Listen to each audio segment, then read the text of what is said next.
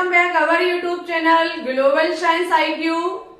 तो सबसे पहले हमारे सभी प्यारे प्यारे स्टूडेंट्स को हमारा प्यार भरा गुड इवनिंग। कैसे हैं आप सभी लोग? आज हम आपके लिए बहुत ही बेहतरीन टॉपिक लेकर के आए हैं जो कि हमारा है इलेक्ट्रॉनिक विन्यास। ऑफबाउ सिद्धांत के आधार पर हम आपको इलेक्ट्रॉनिक विन्यास करना सिखाएंगे, क्योंकि ये टॉपिक केमिस्ट्री का सबसे टॉप लेवल का टॉपिक है। यदि आप इसको सीख गए तो लगभग 50% केमिस्ट्री की जो भी समस्या है उसका समाधान हो जाएगा। ठीक है, क्योंकि अधिकांश चैप्टरों में इलेक्ट्रॉनिक विन्यास जरूरी है, क्योंकि कहीं कहीं इनसे संबंधित चीजें आ जाती हैं। तो इलेक्ट्रॉनिक विन्यास को सीख गए तो बहुत कुछ सीख गए। और लगातार हमारी जीरो लेवल बेसिक केमिस्ट्री की क्लासेस चल रही हैं। यदि आपने अभी तक एक भी क्लास नहीं देखी है तो कृपया करके प्लेलिस्ट में जाएं, प्रत्येक क्लास को अच्छे से वॉच करें, क्योंकि जीरो लेवल बेसिक केमिस्ट्री आपको 0 से 0 तक का सिखाएगी और एडवांस तक लेकर के जाएगी। ठीक है, चलिए तो ज्यादा समय नहीं लेंगे, डायरेक्ट आज के टॉपिक पे बात करेंगे। उठा लीजिए कॉपी पेन, जैसे जैसे चीजों को हम समझाते जाएं मेरे साथ कॉपी में नोट डाउन करते रहिएगा। ठीक है स्टूडेंट्स, इलेक्ट्रॉनिक विन्यास की बात करें तो इलेक्ट्रॉनिक विन्यास पढ़ने से पहले आपको परमाणु संरचना की जानकारी होनी चाहिए। ठीक है, परमाणु संरचना की थोड़ी बहुत जानकारी तो होनी ही चाहिए। जैसा कि सभी को पता है कि परमाणु जो होता है वो इलेक्ट्रॉन, प्रोटॉन और न्यूट्रॉन से मिलकर के बना होता है, जहां पे प्रोटॉन और न्यूट्रॉन जो होते हैं वो किसी भी परमाणु के नाभिक में होते हैं, नाभिक में उपस्थित होते हैं, जबकि इलेक्ट्रॉन जो होते हैं वो बाहर यानी कि वृत्ताकार मार्ग पर चक्कर लगाते रहते हैं। वृत्ताकार मार्ग पर इलेक्ट्रॉन जो होते हैं वो चक्कर लगाते रहते हैं। ठीक है, ये हमारा माना कि कोई परमाणु है जिसके इलेक्ट्रॉन जो है वो वृत्ताकार मार्ग पर चक्कर लगाते हैं और प्रोटॉन न्यूट्रॉन उसके नाभिक में प्रेजेंट होते हैं। इट्स ओके, जिसमें इलेक्ट्रॉन चक्कर लगाते हैं उनको कक्ष कहा जाता है।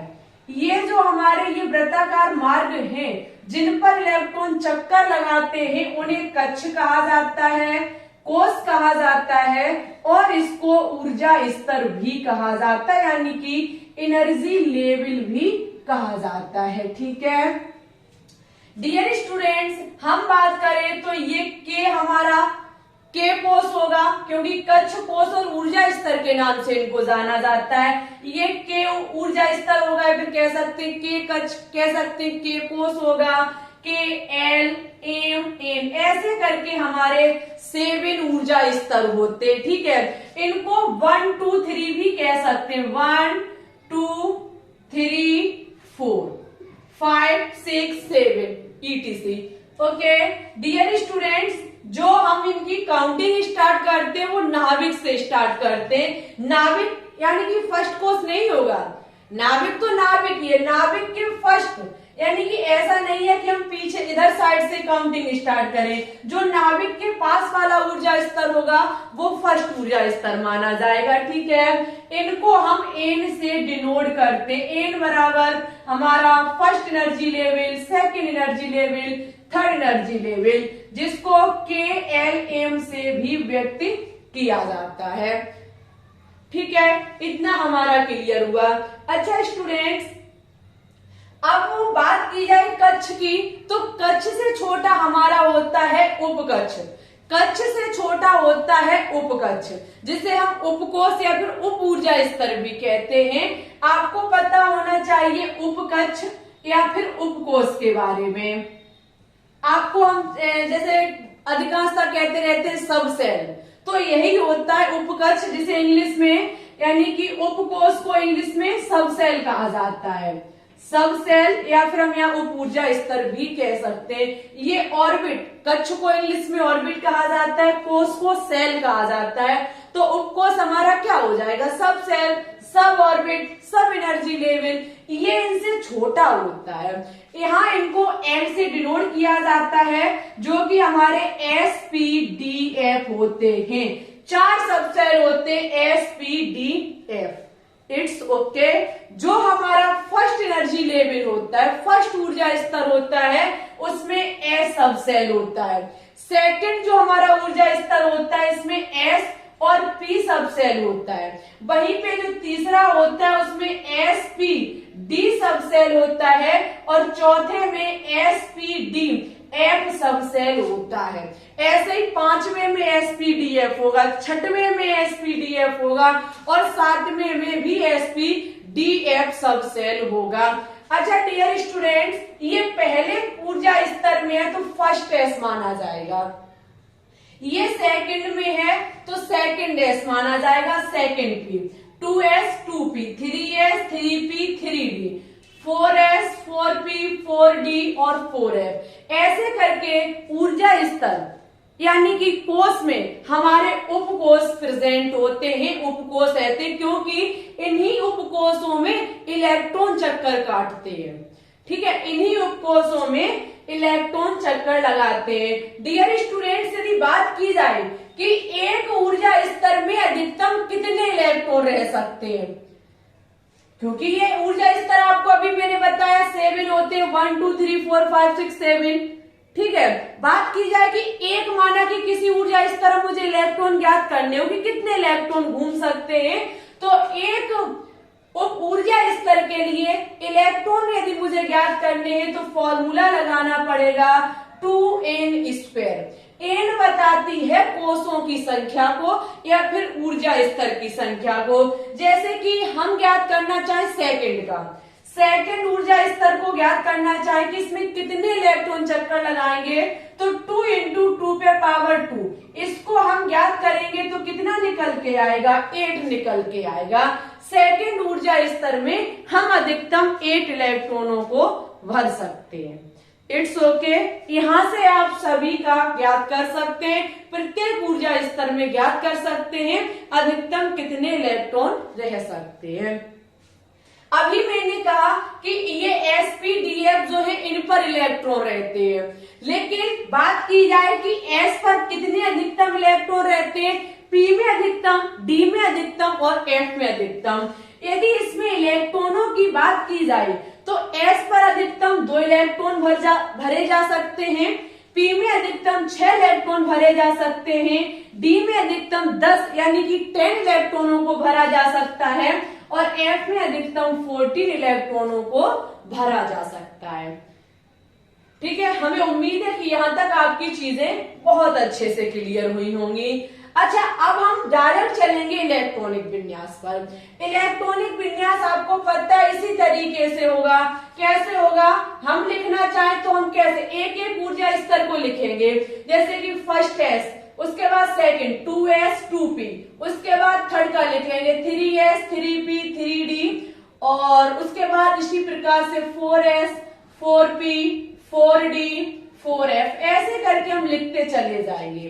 क्या ये क्रम सही हो सकता है? ऊर्जा यानी कि हमने इस प्रकार से प्रत्येक ऊर्जा स्तर में जो भी इलेक्ट्रॉन है उनको लिख दिया। किसी भी परमाणु का हम इलेक्ट्रॉनिक विन्यास ज्ञात करना चाहते हैं तो इलेक्ट्रॉनिक विन्यास तो इन्हीं पर लिखा जाएगा। क्या ये राइट हो सकता है? दिमाग लगाइए, वीडियो को स्टॉप कीजिए, दिमाग लगाइए। ठीक है, तो हम ये कहेंगे कि बिल्कुल भी ऐसा नहीं हो सकता है। क्यों? क्योंकि प्रत्येक उपकक्ष में, प्रत्येक उपकोष सब सेल की ऊर्जा अलग अलग होती है, तो इलेक्ट्रॉन जो भरे जाते हैं वो ऊर्जा के बढ़ते क्रमानुसार लिखे जाते हैं।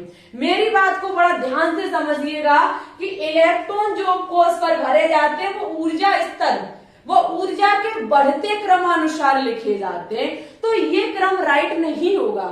तो फिर क्रम कैसे राइट होगा? तो एक बार नजर डालेंगे तो फिर कैसे राइट होगा? तो यहां पर लागू होगा आपका ऑफबाउ सिद्धांत। यहां पर ऑफबाउ एक वैज्ञानिक हुए जिन्होंने इलेक्ट्रॉनिक विन्यास करने की प्रक्रिया को समझाया। इलेक्ट्रॉनिक विन्यास कैसे किया जाता है, उपकक्ष में इलेक्ट्रॉनों को कैसे व्यवस्थित किया जाता है ऊर्जा के बढ़ते क्रमानुसार, इस चीज को उन्होंने समझाया। ऑफबाउ किसी वैज्ञानिक का नाम नहीं है, इस बात का विशेष ध्यान रखना। ऑफबाउ एक जर्मन भाषा का शब्द है। जिसका अर्थ होता है रचना करना। ठीक है, अब हम देखो क्या करेंगे, बड़ा ध्यान से समझिएगा। आपको पता, अभी मैंने कहा कि 7 सब ऊर्जा स्तर होते हैं, तो हम ऐसे करके लिख लेंगे। हमारे साथ ये ग्राफ बनाते रहिएगा। First, second, third, fourth, fifth, six, 7।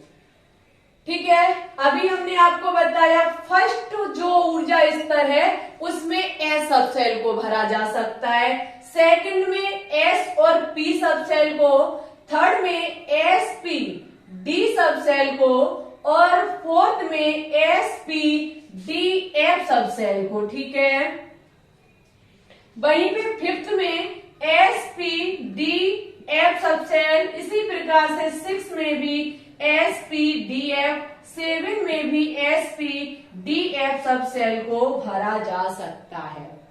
आपको पता है ये फर्स्ट ऊर्जा स्तर का, तो फर्स्ट एस, सेकंड का तो 2s 2p, ये 3s 3p 3d होगा, ये 4s 4p 4d 4f होगा, 5s 5p 5d 5f, 6s 6p 6d 6f, 7s 7p 7d और 7f हमारा होगा। ठीक है, ये आगे की चीज हम हटा देते हैं। एक काम कीजिए और सुंदर बनाने के लिए इसे इस प्रकार से गोले में बंद कर देते हैं। ठीक है, जो समझ में आए। इस प्रकार से हम प्रत्येक उपकक्ष को उनके कक्ष के साथ एक गोला में बंद कर देंगे। देखिएगा, मजेदार खेल होगा आपके सामने।